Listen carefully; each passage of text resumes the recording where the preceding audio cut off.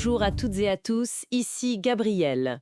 Et Sophia, Bienvenue sur Confluence. aujourd'hui on se penche sur des liens de plus en plus visibles entre les crypto-monnaies et la politique américaine. Oui, on va s'appuyer sur un article de The Economist qui détaille un peu comment la famille Trump et l'industrie crypto jouent des coudes à Washington. C'est une exploration, disons, des dynamiques entre argent, pouvoir, et puis la régulation compliquée d'un secteur qui bouscule pas mal de choses. Tout à fait. Une analyse qui montre comment l'argent de la crypto, le pouvoir politique et cette régulation naissante s'entremêlent. L'article pose d'ailleurs la question, est-ce que ça peut bien finir? Alors pour commencer, l'article mentionne un truc assez étonnant fin avril. Ah oui. Frectech, une boîte de logistique texane, liée semble-t-il à la famille Trump, ils annoncent vouloir acheter un Boeing 757. Et Ah oui, la fameuse meme coin. C'est audacieux quand même. Utiliser ça pour une transaction de cette taille. carrément, ça montre bien cette volonté d'ancrer le numérique dans du très concret, non? Oui, oui, tout à fait. Et il y avait cette histoire d'événement avec Donald Trump Jr., c'est ça? Exactement. Pour révéler les plus gros investisseurs. Et en parallèle, au Pakistan, un conseil crypto lancé avec une entité nommée World Liberty Financial, WLF. Ah oui, WLF. Eux aussi sont connectés au Trump, si j'ai bien compris. Le fils, l'épouse. C'est ce que dit l'article. Et ils poussent des produits crypto, la tokenisation d'actifs réels, des prêts adossés à la crypto. La tokenisation, c'est transformer un bien réel comme une maison en jeton numérique, c'est bien ça, exactement, pour les échanger plus facilement. C'est une tentative claire d'intégrer la crypto aux finances, disons, traditionnelles, et avec un nom politique fort derrière. Et cette intégration, elle s'accompagne d'une influence politique qui grandit, non? On parle de beaucoup d'argent. Bah oui, précisément, d'énormes sommes vont vers des candidats pro-crypto.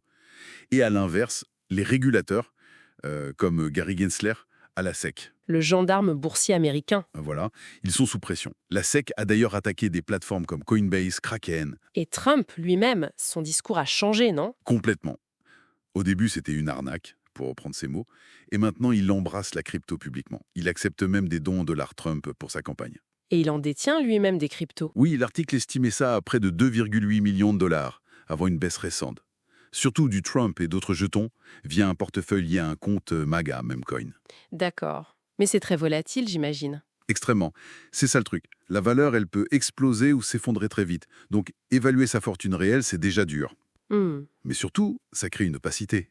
Difficile de suivre l'argent, l'influence réelle de ses actifs, surtout les mêmes coins qui dépendent tellement du buzz, quoi. Et cette influence, elle ne se limite pas au portefeuille personnel, j'imagine. Ah non, loin de là.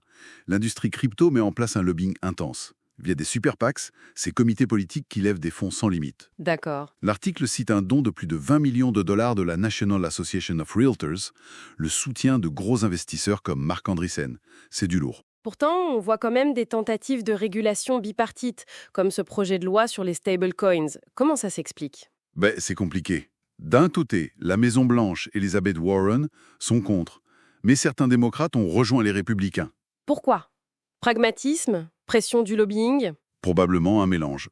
Ce projet, il vise à encadrer les stablecoins, ces cryptos censés être stables car liés à des monnaies comme le dollar. Mais bon, ça alimente les soupçons de conflit d'intérêts. Surtout avec ce dîner de Trump pour les investisseurs de dollars US. Exactement. Et puis, il y a le souvenir des faillites bancaires de 2023, comme Silicon Valley Bank, en partie liées à la crypto. Ça laisse des traces. Un certain scepticisme demeure. Et il y a cette bataille sur comment classer ses actifs, n'est-ce pas? Matières premières ou titres financiers? C'est un point clé. L'industrie préférerait la CFTC, qui gère les matières premières, moins de règles, disons. Alors que la SEC? La SEC, elle, voit beaucoup de cryptos comme des securities, des titres financiers.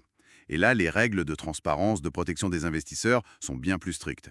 Donc le défi pour les régulateurs est énorme. Oui, trouver l'équilibre entre protéger et ne pas tuer l'innovation, dans un climat politique hyper polarisé en plus. Ce qui est fascinant, c'est de voir cette technologie née un peu en marge, anti-système. Oui. Chercher maintenant la validation, le soutien du système politique, ça crée des tensions potentiellement explosives. Clairement, cette convergence entre crypto et pouvoir à Washington, ça soulève des questions essentielles sur l'influence, la transparence, l'avenir de la régulation financière. Oui, et peut-être une dernière question pour nos auditeurs.